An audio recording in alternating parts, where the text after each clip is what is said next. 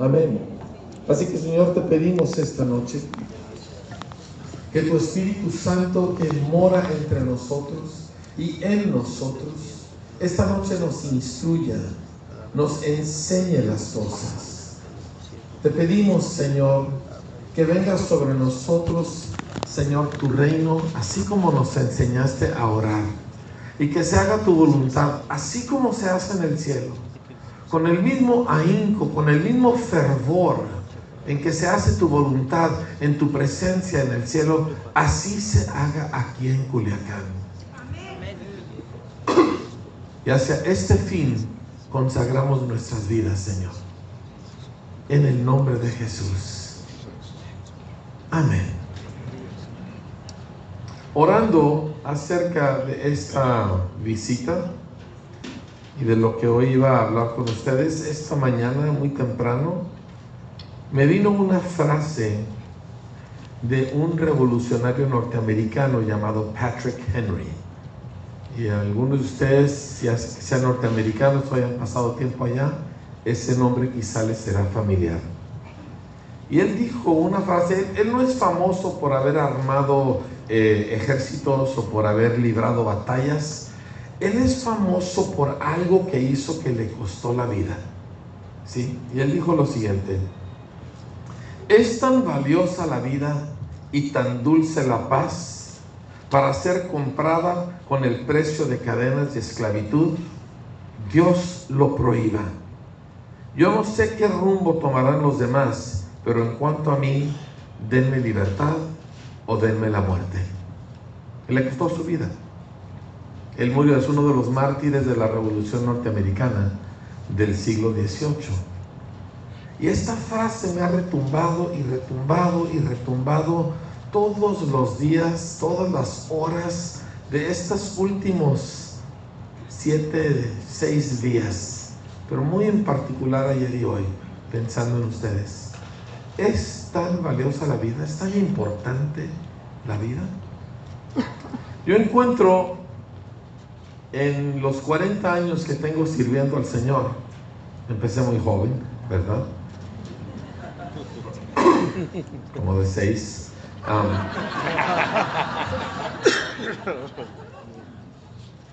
Yo encuentro que hay una inclinación en el pueblo mexicano y latinoamericano, y en el pueblo cristiano latinoamericano, de no solamente amar mucho esta vida, sino querer convencer a Dios de que Él ame nuestra vida en esta tierra. Y eso contradice todo lo que yo leo en este bendito libro. Yo encuentro personas usando su fe para conseguir aquellas cosas que todo el mundo quiere, como abundancia de bienes, un buen matrimonio, una familia estable, cosas por el estilo, que todo el mundo quiere, no solo los creyentes. Yo encuentro que creyentes usamos, ¿verdad?, nuestra relación con el cuerpo de Cristo muchas veces no tanto para servir, sino para satisfacer nuestra necesidad de afecto y de afirmación. Y todo esto contradice las letras rojas de este libro. Y encuentro que estas posturas, donde nosotros nos abocamos a lograr que Dios nos dé aquellas cosas que tanto deseamos, por un lado nos asemejan a la cultura religiosa popular de nuestra nación. Porque en nuestra nación todo el mundo piensa en Dios con un solo objetivo: de que Dios me ayude en esta vida temporal, de que me aligere la carga o me reduzca la aflicción o me haga más llevadera la vida que vivo ahora. No necesitas ser evangélico, puedes ser de cualquier religión en México, y esto es como pensamos en Dios. El mexicano no piensa en Dios para buscar dones espirituales. El mexicano no piensa en Dios para buscar unción, para poder alcanzar a otros para Cristo. El mexicano no piensa en Dios para la vida eterna. El mexicano piensa en Dios para que se resuelva su deuda, su conflicto familiar o su situación de salud. Encuentro que el pueblo evangélico al no distinguir entre el mensaje de Cristo y la cultura religiosa de nuestra nación, termina confundiéndose con la población en general, teniendo los mismos temores. Me es muy común y muy sorprendente encontrar que en sepelios evangélicos la gente reacciona como si no conocieran a Cristo. Encuentro muchísimos cristianos teniéndole pavor a la muerte, cosa que se me hace tan extraña, porque cuando uno está en Cristo, la muerte ya no es un problema. Y sin embargo, yo voy a sepelios, soy pastor, y veo a los cristianos actuando de maneras que francamente me causan vergüenza por el testimonio de Cristo, haciendo escándalos y dramas y cosas como si nunca hubieran conocido al Señor. Todas estas cosas tienen un segundo factor que debilitan terriblemente nuestro testimonio ante un mundo desesperadamente necesitado de nuestro testimonio. Y encontramos que el pueblo evangélico a menudo carece de la autoridad moral y espiritual para impartir el mensaje, el único mensaje que puede cambiar el destino en esta vida y en la eternidad de cualquier ser humano. Ahora, yo tengo 40 años sirviendo al Señor. Me ha costado bastante, ¿sí? Y yo no vine a servir al Señor por la falta de otra actividad que hacer. Yo creo en el Evangelio. Yo amo el Evangelio. Usted súbame un taxi y va a haber un congreso del Evangelio en ese taxi. Usted súbame un camión y va a haber un congreso del Evangelio en ese camión. No me puedo callar. De hecho, uno de los discos que grabó en Espíritu en Verdad lo titularon así por la razón de mi propia experiencia. Cuando yo no conocía a Cristo y vivía mal, y hacía cosas que no convienen, entre ellas, ¿verdad?, me gustaba consumir el producto de Sinaloa.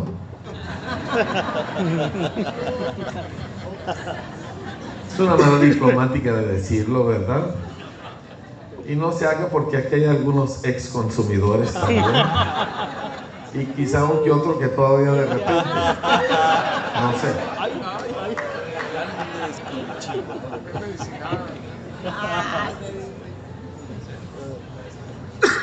Y empecé a ser acosado por un poder que yo juraba que no existía. Y me arrinconó.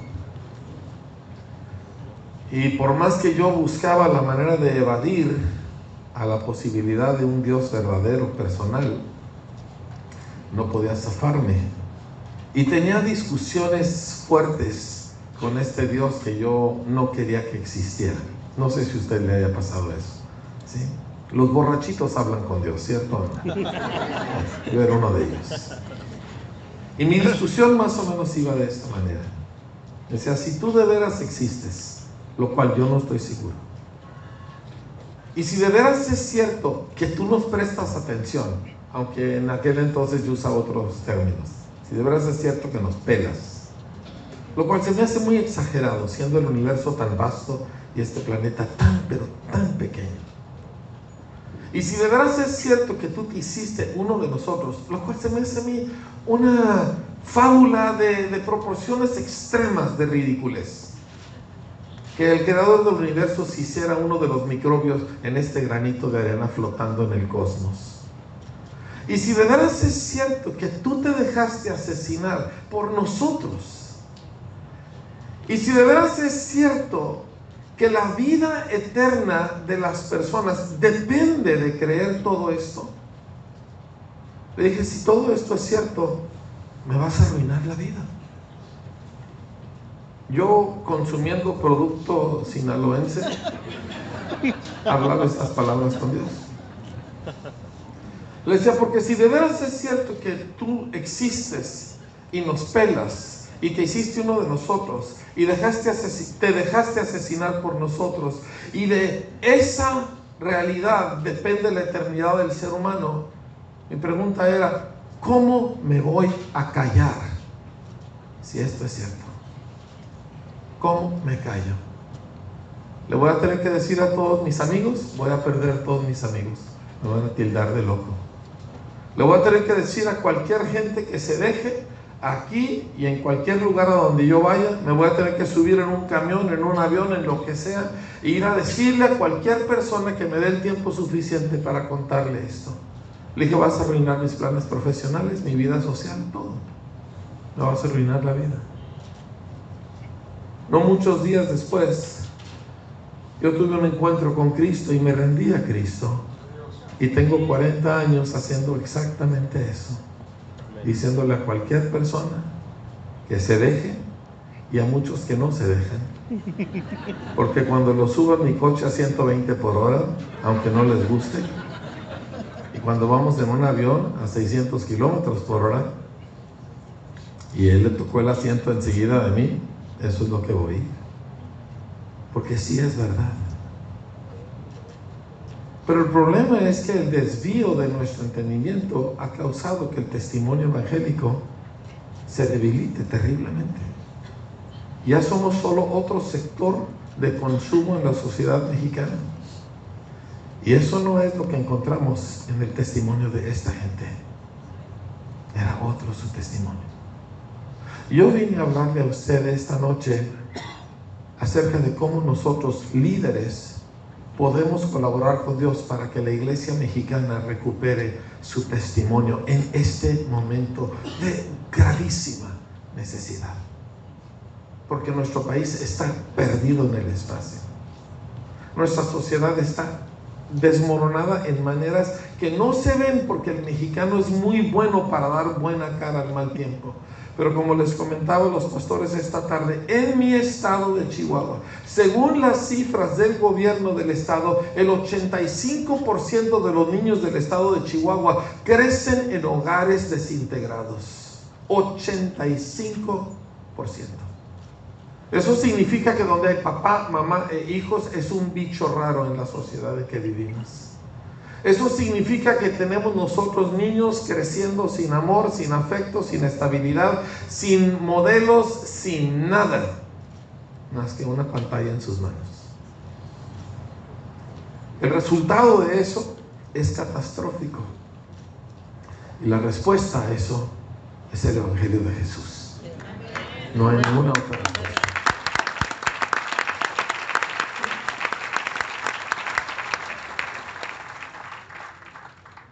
Jesús dijo, no teman a los que matan el cuerpo, pero no pueden matar el alma. Cosas como lo que sucedió aquí hace una semana y feria, impactan el alma de uno. Le dejan a uno marcado. Aún los que solo lo vimos por la televisión, te dejan una impresión, te apocan tu espíritu. Yo sé que a los mexicanos nos gusta echarle pues mucho ra a la vida, ¿verdad? Y decir, sí se puede. Pero estas cosas no se desvanecen con una porra. Y nos afectan. Y lo primero que nosotros necesitamos, especialmente los habitantes de Culiacán, es darnos cuenta, esto me ha afectado. Y no puedo nada más decir, no pasa nada. Sí pasa algo. Nosotros ya sabemos que no podemos desafiar abiertamente a ciertos poderes. Esto nos afecta a todos los niveles de la sociedad, gobierno, empresas, sindicatos, etc. Sería muy iluso de nosotros nomás querer decir todo lo puedo en Cristo y dejarlo en una frase bonita, pero sin contenido vivido. Entonces necesitamos venir delante de Dios y decirle, Señor, esta cosa me ha apocado. Ahora, ¿por qué eso lo digo? Porque mi ciudad ha vivido mucha violencia. Yo estoy en la otra orilla del Triángulo Dorado. ¿Sí me explico? Y todo lo que se produce en el Triángulo Dorado pasa por mi pueblo. Y yo he enterrado muchos miembros de mi ciudad y de mi iglesia.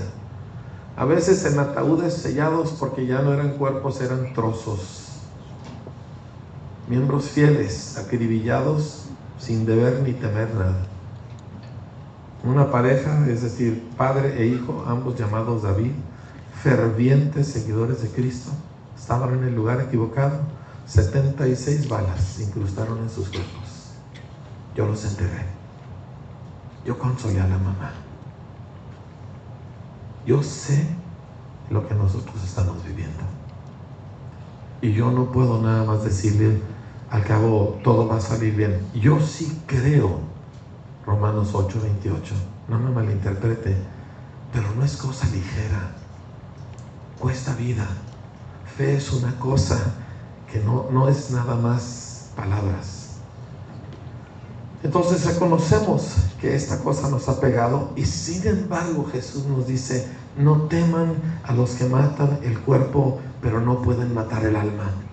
Teman más bien al que puede destruir el alma y cuerpo en el infierno.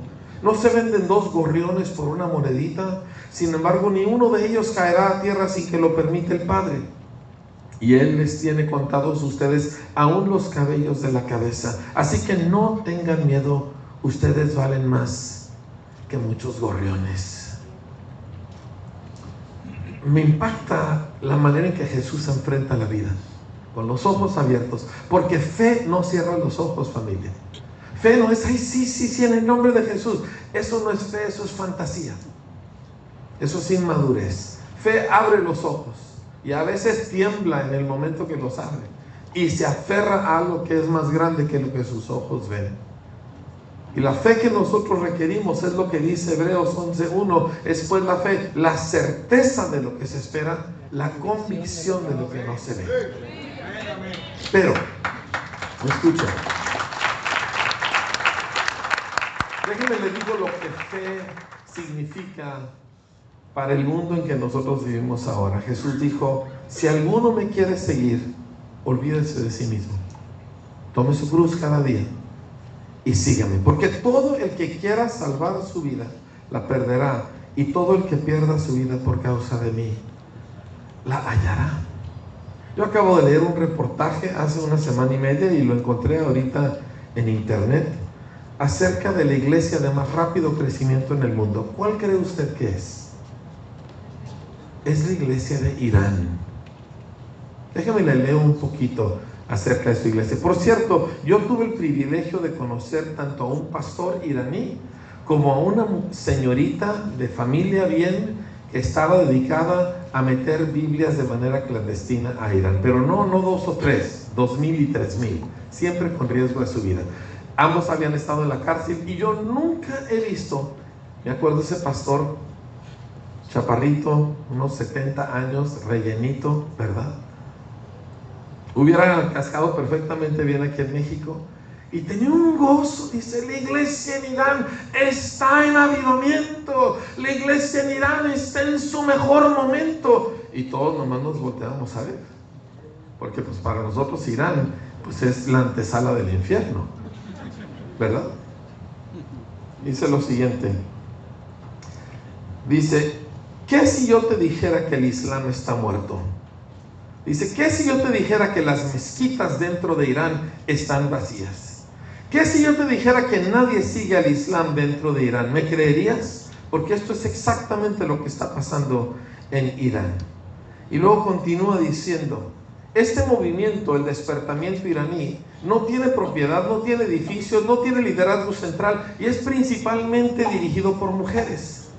Dice: Jesús nos dijo: los envío como ovejas en medio de lobos, así que sean prudentes como serpientes e inocentes como palomas. Dice: iraníes que están saliendo del Islam están dirigiendo un éxodo masivo, aunque silencioso, del Islam, y doblando su rodilla ante el Mesías judío.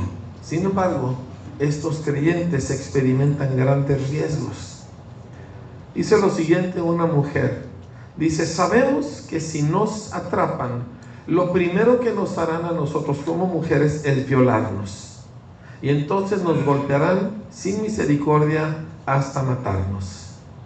Dice: esta es la decisión que hemos hecho, de ofrecer nuestros cuerpos como sacrificio. Y cada mañana cuando me despierto tengo este pensamiento, que cuando yo salga de mi casa, quizá nunca vuelva. Dice: mi esposo y yo hemos aceptado que este es el riesgo de seguir a Cristo en nuestra nación. Cuando leí eso, yo pensé, la idea de morir por Cristo es bastante romántica para algunos, no todos, ¿verdad? Pero la idea de ser violada por causa de Cristo, eso yo no conocía a nadie que aceptara eso como una consecuencia inevitable. Y sin embargo, estamos hablando de cientos de miles de mujeres, por no decir más, que abiertamente han dicho, esto es lo que estoy arriesgando cada día que salgo a compartir el mensaje, cada día que salgo a entregar una porción de la Biblia. Y como resultado, la iglesia en Irán está viva, y ni todo el poder del Islam en su peor expresión en la historia ha podido, no solamente no ha podido pararlos ni apocarlos, no puede resistirlos.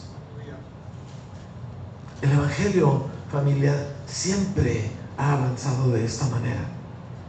Dice lo siguiente: discípulos, dice, abandonan el mundo y se aferran a Jesús hasta que Él vuelva. Creyentes no.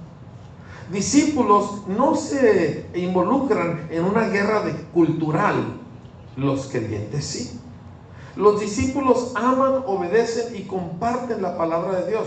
Los creyentes no. Los discípulos escogen a Jesús por encima de todo y todos. Los creyentes no. Los creyentes huyen cuando viene el fuego. Los discípulos no. Ahora, todos nosotros sabemos esto ya. No les estoy diciendo nada que no sabemos. Pero nos dejamos seducir por una noción de que en nuestras circunstancias podemos tener al Dios de la Biblia, pero sin circunstancias parecidas a la Biblia. Y que nuestras circunstancias van a ser de que Dios nos da abundancia de cosas y de que todo va a estar bien. Y la realidad de la historia no es así.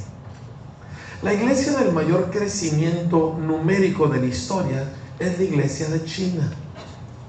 La historia de China es así. En 1949 había aproximadamente 1.200.000 cristianos, y por cristianos me refiero a cualquier cosa y persona que se identifique con Cristo de cualquier religión.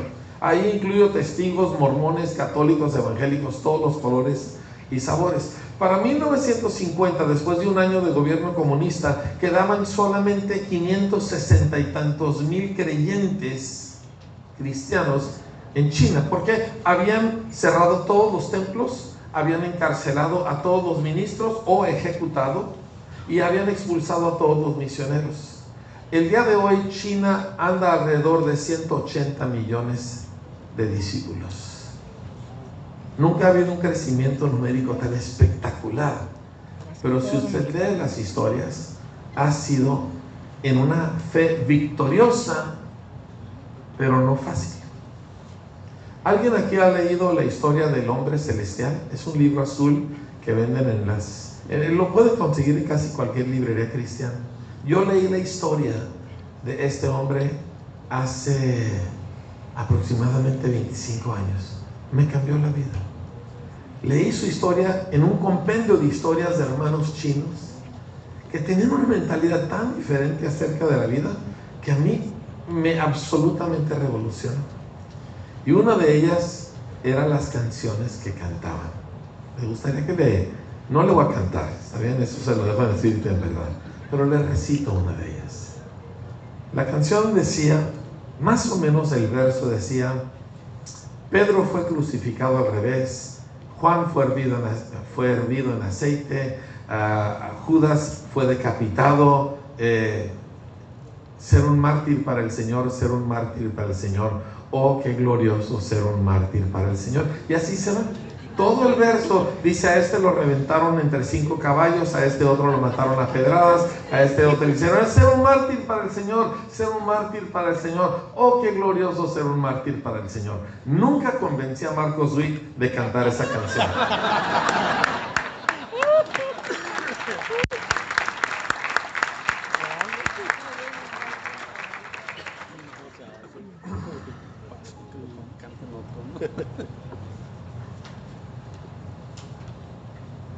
El país más pobre del mundo a leguas, que era la China comunista, que en un periodo de tiempo, en la década de los 50, murieron de hambre más de 50 millones de chinos, de hambre, por causa de gente que abrazó el Evangelio de Cristo más que su propia vida. La nación cambió. Usted no puede, si usted tiene la capacidad de sumar 2 más 2 y sacar 4, usted no puede imaginar que el boom económico de China no esté ligado al boom impresionante de creyentes en esa nación. Una cosa va con la otra. Sí. Escuche lo siguiente. Y ellos, dice, le han vencido por medio de la sangre del Cordero y de la palabra del testimonio de ellos, dice, y porque simplemente ya no les importaba nada, ni siquiera su propia vida. Amados, es tiempo de que dejemos de usar a Dios como si fuera San Judas Tadeo. Discúlpeme que le hable llanamente. Los cristianos ya no le pedimos a la Virgencita, pero le pedimos a Dios todo lo que le pedíamos a la Virgencita. Entonces, ¿dónde está la diferencia? ¿Dónde están aquellos hombres como Jonathan Edwards que caen de rodillas y dicen, lo que quiero es tu espíritu para ser más santo? ¿Dónde está esa gente? Que dice, Señor, dame hijos espirituales o me muero. Estamos pidiendo, Señor, mi matrimonio no está funcionando, Señor, mi hijo no me hace caso, pastor, por favor, ore, ¿verdad?, por mi trabajo. Y esto no son cosas malas, pero no son por lo que oraba esta gente. Y la iglesia necesita entender que si nosotros vamos a afectar a nuestras ciudades, necesitamos presentar el mensaje del Evangelio, no la versión evangélica de la religión mexicana. Mire, hace 500 años llegaron los cristianos. Dice, no eran cristianos, sí era lo único que había. Lutero tenía 2 años de edad o 4. Todavía no había reforma protestante. Llegaron los frailes con el Evangelio que conocían. Dice, tenía muchos errores doctrinales, claro, ¿sí? Pero lo poco o mucho que tenían, eso es lo que compartieron. Y la cultura indígena asimiló el cristianismo que trajeron los españoles y no cambió nada más que las etiquetas.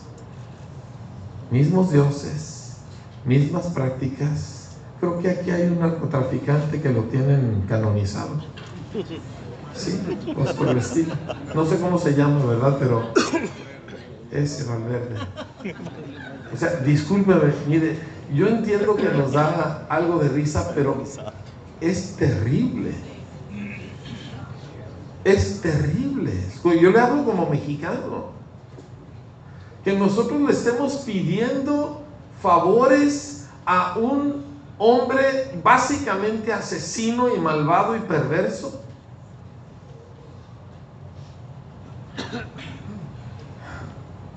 Son cosas terribles. La cultura indígena se impuso. Bueno, ahorita estamos en la etapa donde México se está haciendo evangélico. Y como dijo un líder nacional aquí en México, dijo, la iglesia mexicana, la iglesia evangélica va a crecer aunque no esté el Espíritu Santo, ya por la pura inercia. Y lo que nos puede pasar es que nos pasa exactamente lo mismo. Cambiamos nosotros de una cultura sincretista a una cultura evangélica, pero el único cambio son las etiquetas. Ahora en vez de decir señor cura, ahora decimos señor pastor. Y el resultado es el mismo. Tome nota.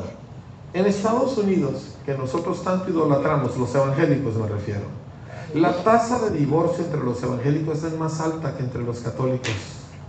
Es más alta que entre los inconversos en general.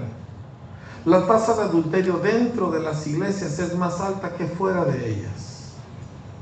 Esto a mí me dice que algo se perdió en el camino y que ese evangelio no está dando los frutos que el evangelio promete. Y por lo tanto nosotros necesitamos, estoy hablando con líderes aquí. No estoy hablando con niños de iglesia que quieren que alguien los afirme y que se sientan bonitos, porque para eso vengo al culto, para gozarme. No hice un vuelo de Chihuahua para acá y no me voy a levantar mañana a las 4 para regresar a casa para venir y hacerle cosquillas en las orejas. No en un Culiacán que ahorita ha pasado por lo que ha pasado.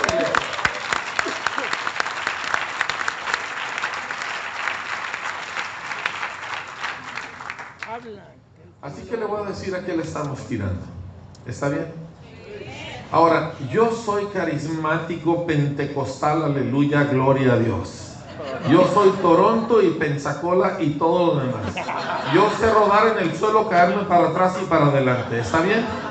Entonces, aclaro eso para que usted no piense que yo soy alguna especie de hereje cesacionista. No lo soy. ¿Estamos bien? ¿Ya estamos claros con esto? Muy bien. He visto cosas espectaculares, cosas terroríficas de Dios, que difícilmente se las puedo platicar al público porque no me creerían. Solo que hubo 1500 testigos. He visto cosas de Dios que solo había visto en este libro. Pero los frutos que nuestra sociedad requiere no son milagros que emocionan a los evangélicos. Y milagros son parte de la vida. Y no se puede tener el evangelio si no tiene una dimensión sobrenatural. No me malinterprete.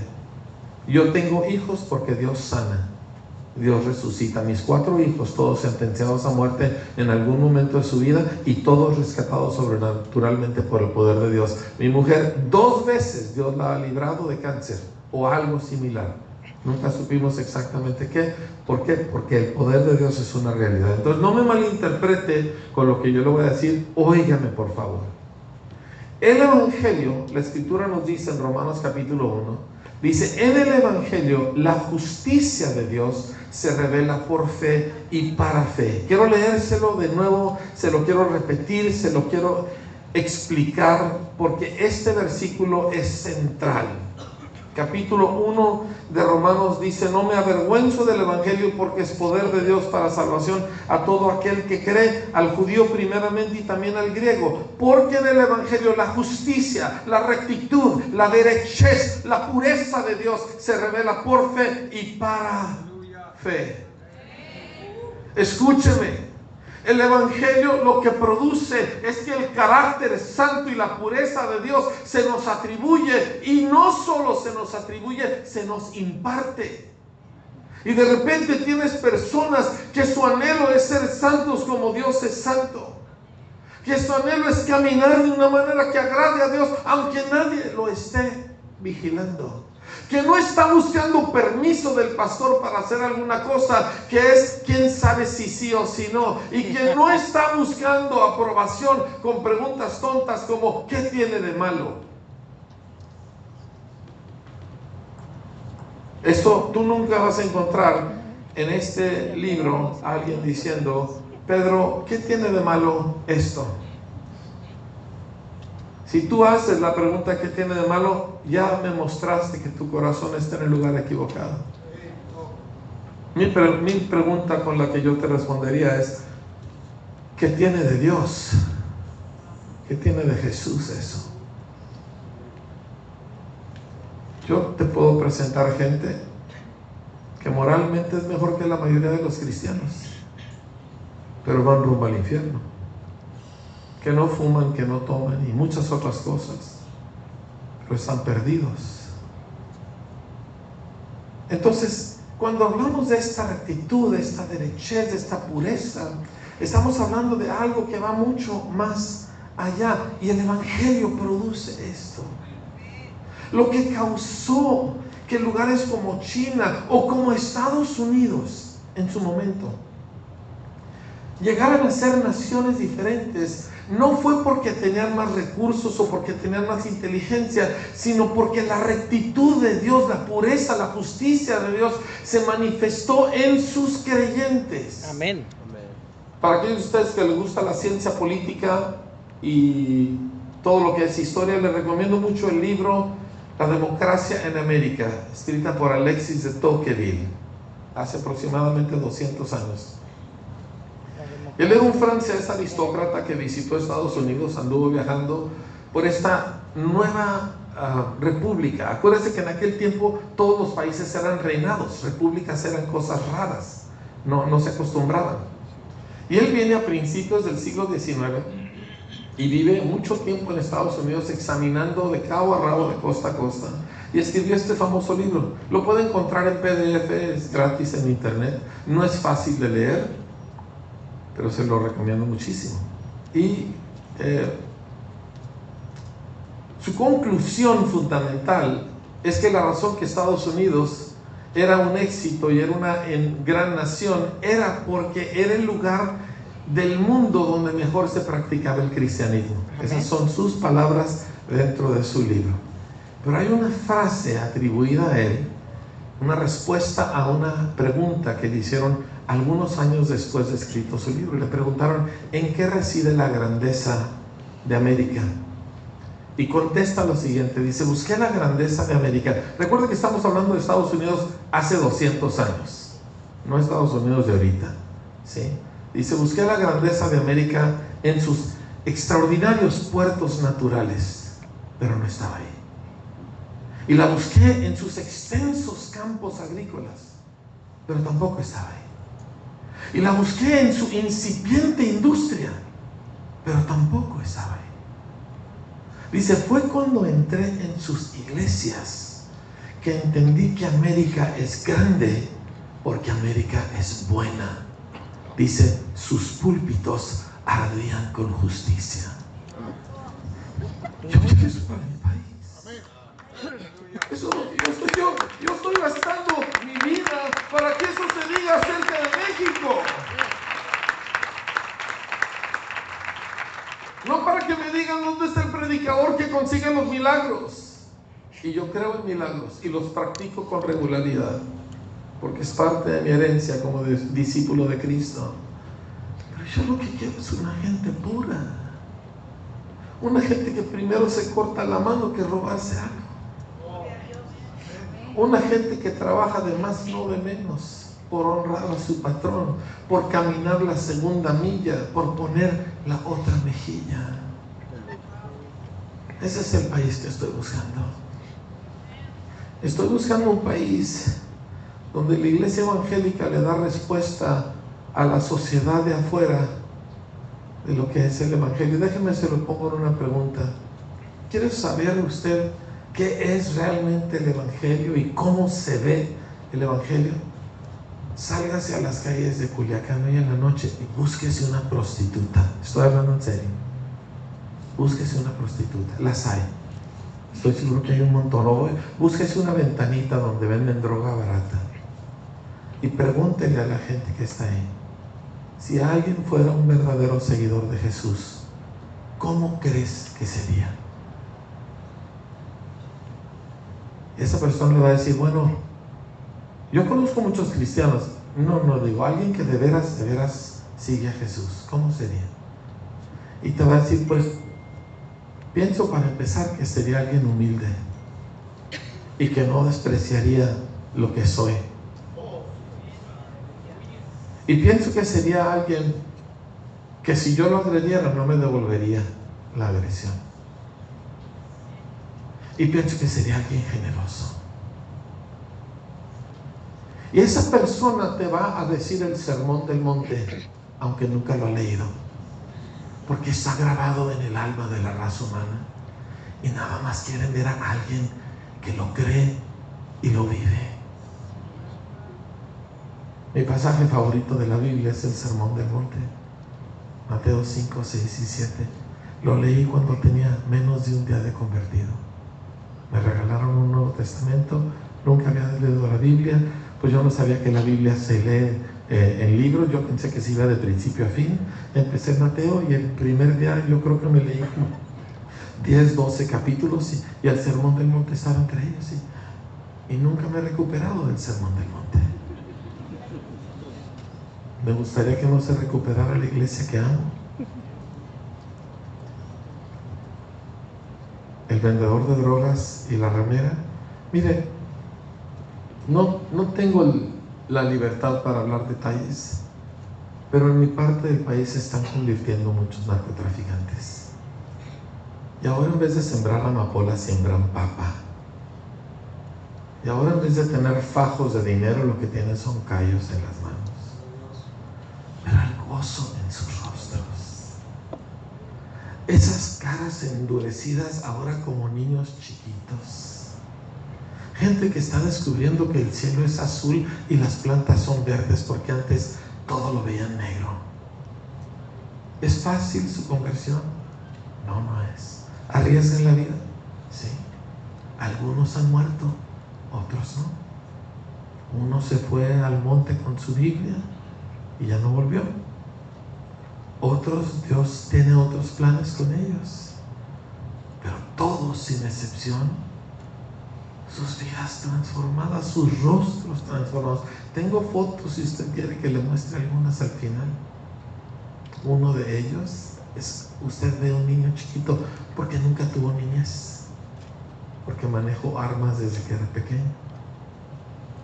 Unas vidas de terror.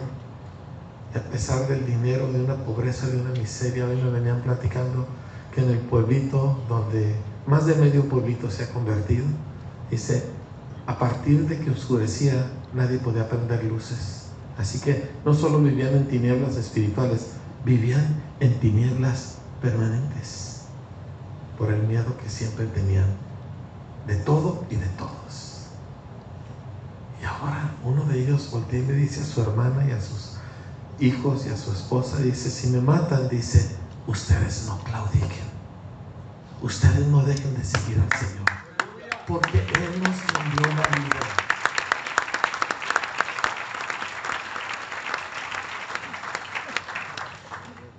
Así que nuestra ciudad y nuestra nación está esperando ver gente llena de justicia. Como dice Isaías 26, ¿verdad? Que entran aquellos que aman la justicia. Y Dios está buscando a esa gente. Dios está buscando al alumno que esté en un salón donde su profe es un barco. Ustedes saben a lo que me refiero. Si usted no entiende, usted está en otra época, no se preocupe, ¿verdad? Pero ustedes, chavos, saben de lo que estoy hablando, ¿verdad? Un profe barco es el que quiere que todo el mundo saque buenas calificaciones para que él quede bien. Así que entrega el examen y se sale. ¿Para qué? Pues para que todo el mundo copie. Y ver a un muchacho sentado ahí haciendo su examen, no volteando ni a la derecha ni a la izquierda, sabiendo que todo el mundo se va a sacar un 10 y él se va a sacar un 7-2. Pero ese 7-2 es como oro puro a los ojos de Dios. Y lo está haciendo porque él ama a Jesucristo. Eso cambia países. ¿Sabe qué cambió al Imperio Romano? Roma despreciaba a sus viejos, los echaba a la calle para que se murieran, y los cristianos recogían a estos ancianos. Roma sufrió muchas plagas porque eran ciudades muy insalubres. Los romanos que tenían dinero huían de la ciudad cuando caía la plaga. Los cristianos no se iban, recogían a los enfermos y morían junto con ellos. Uno de los emperadores, tan frustrado, decía, ¿cómo es posible que estos ateos, porque a los cristianos les decían ateos porque no creían en sus muchos dioses, decían, ¿cómo es posible que estos nos enseñen moralidad y decencia a nosotros? Y Roma no pudo con el amor de Cristo, con la pureza de Cristo, con la vida de Dios adentro de esta gente. No pudo con ellos. México está haciéndose evangélico cada vez más y más. ¿Sí? La gente está cansada de los regímenes antiguos y pues vivimos en épocas donde todo es novedad y pues nosotros somos la novedad. Pero eso no significa que sigan a Cristo. Y cuando yo veo que hay tanto templo evangélico en la sierra, financiado por el narco, dice, momento. ¿Qué pasó aquí? ¿En qué momento nos prostituimos tras de esto? ¿Cuándo se nos olvidó decir no? Claro que no. ¿Cuándo se nos olvidó el Abraham que dijo no quiero ni un 5 para que tú no digas yo enriquecí a Abraham? Yo vivo en el mismo triángulo dorado que ustedes, nomás del otro extremo. ¿Y qué posible testimonio puede tener ante esta ciudad, o mi ciudad, o toda esta región, si nosotros financiamos nuestras actividades cristianas con el dinero de sangre del narcotráfico? Me han dicho, no hables de más, ¿por qué no? ¿Qué me pueden hacer? Yo sé a dónde me voy a ir. Además, si me muero, mi mujer me resucita. Ella no me va a dejar que la abandone.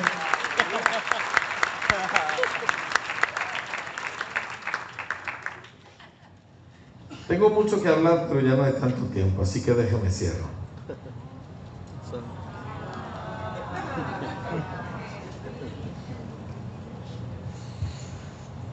Familia, me ha costado mi vida servir a Cristo. Me ha costado mi futuro. Me costó mi ciudadanía, que mi papá era gringo. No me importa. ¿Me entiende? Pero yo no estoy jugando. Y yo no quiero que usted juegue. ¿Me entiende? Y yo no quiero que usted, pastor, se dedique a mantener contenta a la gente que viene a la iglesia. ¡Ánimo!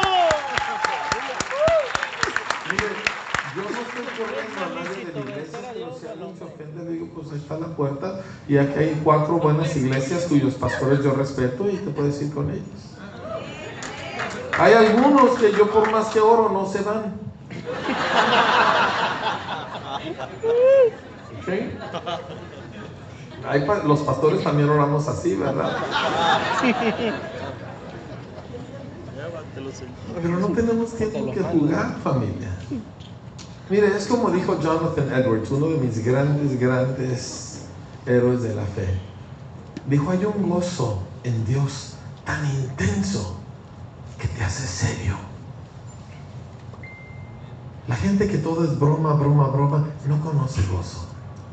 Y no tengo nada en contra de las bromas, tengo buen sentido de humor, ¿sí? Pero hay un gozo en Dios que te deja sin aliento. Y el mundo lo quiere. Y cuando lo ve, lo reconoce. No necesitan tener cursos de Biblia para reconocer cuando alguien ha estado con Dios. Por eso los judíos decían de Pedro y de Juan, ellos han estado con Jesús, se les notaba. Amén.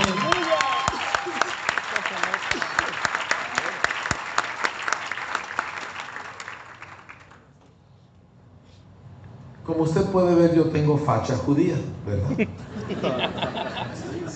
Mi bisabuelo era judío, pero se enamoró de una chica católica y yo creo que no era muy buen judío, así que digamos, ¿verdad? Y luego se murió joven, así que mi bisabuela los crió a todos en la vela perpetua, ¿verdad? En la pura sacristía. Y yo fui el primer cristiano en mi familia, ya se imaginará cómo me fue. Sí, soy uno de 44 nietos, mi abuelo era católico y cariñoso. Los protestantes no tienen buenos dichos, ¿eh?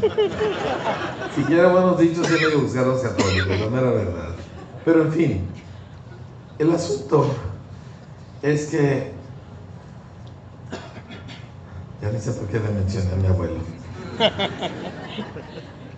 Los judíos de todas las naciones de la tierra son los únicos que como cultura buscan justicia. Aleluya.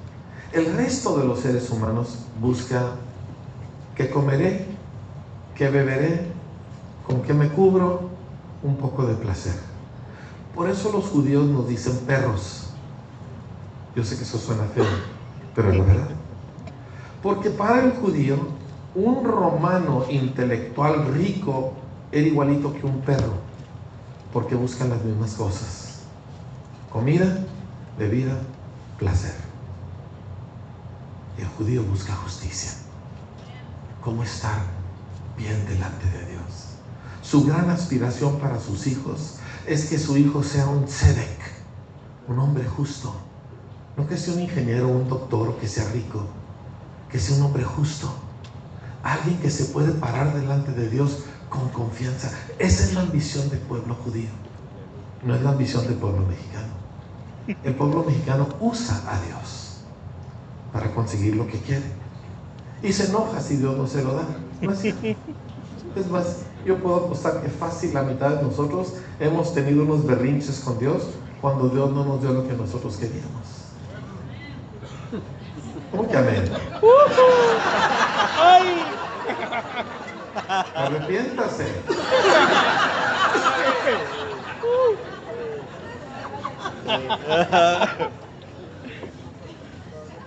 Dice, ¿qué pues diremos? Que los gentiles que no iban tras la justicia han alcanzado la justicia, es decir, la justicia que es por la fe. Mas Israel, que iba tras una ley de justicia. La única cultura del planeta que buscaba justicia era el pueblo judío, solo que la buscaron por las obras y no funcionó, pero buscaban justicia. Nosotros no buscábamos justicia. Yo lo que quería era una buena playa, ¿entiende? Yo lo que quería era buen producto sinaloense. Yo lo que quería era pasármela chido y divertirme mucho y que no se me acabara la lana. A mí no me importaba Dios, a mí no me importaba la rectitud, a mí no me importaba la Biblia, a mí no me importaba nada de eso. Yo no estaba buscando a Dios. Dios no estaba perdido, el que estaba perdido era yo. Dios me estaba buscando a mí y la justicia me atrapó y se me metió en los tuétanos y cambió para siempre toda mi forma de vivir. Y eso es lo que le pasó a los judíos. Imagínense, para un judío lo máximo era ser un fariseo, alguien que cumplía punto y coma de cada regla, cada ley, cada principio, y no solamente las que estaban en la Biblia, todas las interpretaciones del Talmud y de la Mishnah y de todos los demás escritos de los eruditos judíos. Y se dedicaban día y noche, cuerpo y alma, al cumplimiento de las cosas más mínimas. Si les regalaban uno de esos estuches de especies, ellos diezmaban cada frasquito.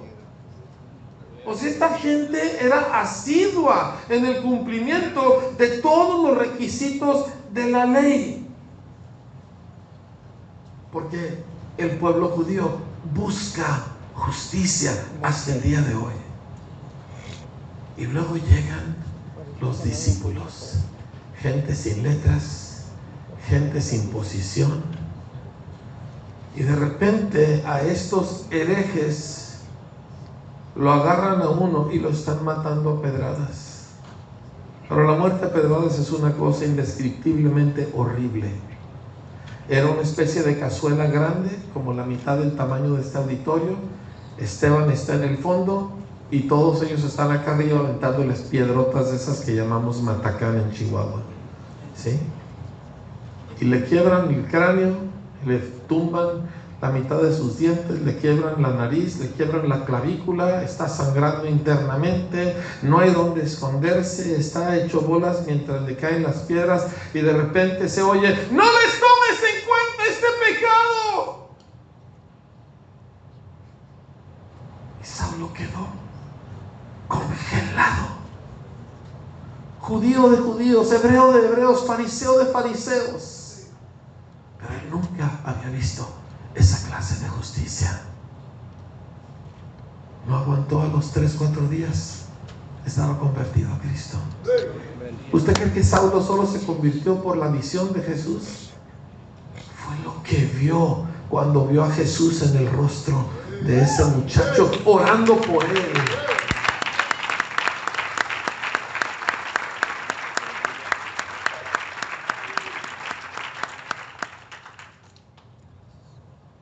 Ahora, usted sabe, porque no le he dicho nada que usted no supiera, que lo que yo le estoy diciendo es el testimonio de este libro. Déjese de idioteces cristianas y vámonos a lo que está aquí. Y que cuando la gente nos vea con todas nuestras debilidades e imperfecciones, sepan: esta gente, estos siguen a Jesucristo. La ciudad lo quiere. La la ciudad lo está buscando. Y familia, nosotros somos el instrumento. Nosotros somos plan A y no hay plan B. ¿Sí me entienden? ¿Sí? Déjenme, le dejo con un último pensamiento y luego oramos. Antes de que ustedes me apedreen a mí.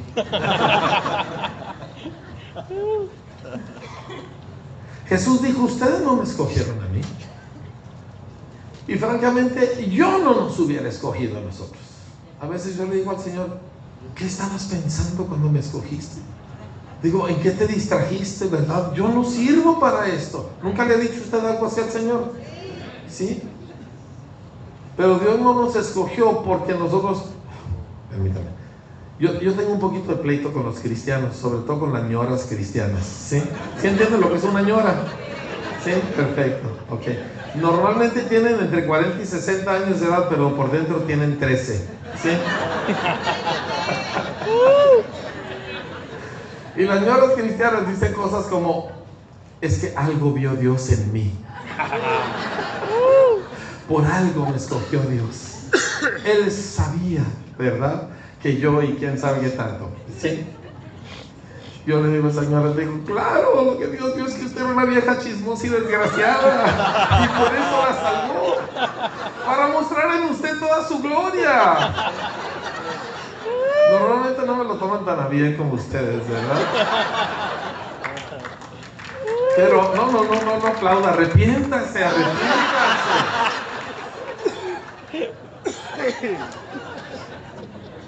Pues la realidad es que el Señor le escogió a usted pensando en lo que Él puede hacer con los que no servimos para nada, para gloria suya. Amén. ¿Sí? Pero fíjese lo que dijo. Dijo, ustedes no me escogieron a mí, yo los escogí a ustedes y los he puesto para que vayan y lleven fruto. ¿Qué es fruto? ¿Qué es fruto? Díganme un árbol frutal que crece aquí en Culiacán. Mango. Ok. El árbol de mango consume sus propios mangos. No. Solo como 8 personas aquí en medio de contestar, voy a volver a preguntar. ¿El árbol de mango consume sus propios mangos? No. Los mangos son para alguien más. Los mangos no son para el árbol. Los mangos no son para que el árbol sea mejor árbol, o para que el árbol se sienta realizado, o para que el árbol se sienta en paz de que ya hizo lo que Dios lo diseñó para hacer. Los mangos son para otros, seres humanos, animales, aves, lo que sea. Entonces, déjeme se lo volteo y se lo pongo como el mundo lo está preguntando. ¿De qué diantres le sirve al mundo que usted sea cristiano? ¿En qué se beneficia tu empresa donde trabajas? Tu marido ese que dices que es un demonio. ¿En qué se beneficia el cuerpo de estudiantes que dices que te persiguen? ¿En qué se beneficia tu familia en la carne que te hace difícil la vida? ¿En qué se benefician ellos de que tú sigas a Cristo? Eso es fruto. Fruto es algo que Dios produce a través de nosotros para beneficio de alguien más. Y yo encuentro que el cristianismo moderno, todo se trata de yo ser mejor persona, de yo recibir más bendición, de yo sentirme realizado, de yo tener un ministerio, etcétera, etcétera. Pero Jesús dijo, no. Yo los puse para que a través de ustedes otra gente tenga algo que comer. ¿En qué forma tu vida? Vamos a decir que tú eres una señora con un marido inconverso. Y claro que ese marido inconverso ha sido el azote de tu vida y es el instrumento del diablo y etcétera, etcétera, etcétera. ¿Sí? Ok. Digamos que así es. ¿De qué le beneficia a él que tú sigas a Jesús? Si tú no puedes encontrar una respuesta, tu cristianismo está torcido. Porque mi cristianismo necesita servirle a mi prójimo que no me va a devolver nada. Eso es lo que leo en mi Biblia.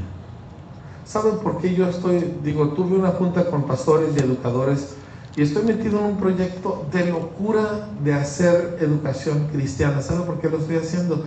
Porque yo tengo la mejor escuela en el estado de Chihuahua, pero yo digo, ¿cómo yo la voy a tener y que esto no le sirva a mi ciudad? ¿Cómo yo la voy a tener y que eso no le sirva a mi nación? ¿Cómo no voy a compartirles las cosas que yo he recibido? Es como si tú tienes neumonía y yo tengo penicilina y yo te la niego.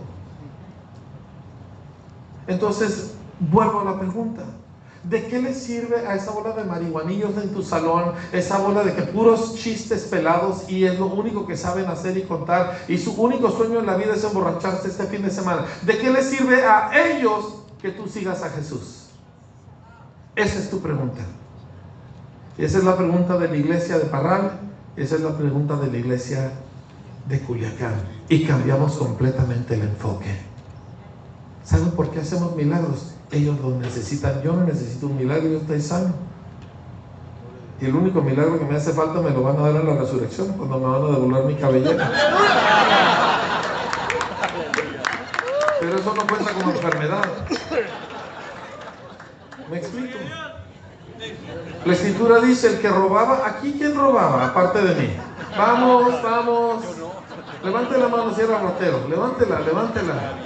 Y usted que volteaba a su marido, ¿no me cuenta? Poquito como el de Nayarit. Así por el estilo. Allá está una hermana diciendo: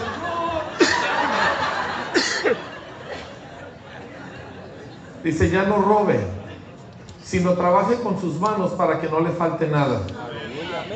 No leen su Biblia. Dice, trabaje con sus manos para que tenga con qué darle al que tiene necesidad. No trabajas para ti, trabajas para los demás. No creces espiritualmente para ti, creces para los demás. No produces fruto del Espíritu para tú sentirte mejor acerca de ti mismo. Produces fruto del Espíritu para que otras gentes tengan esperanza.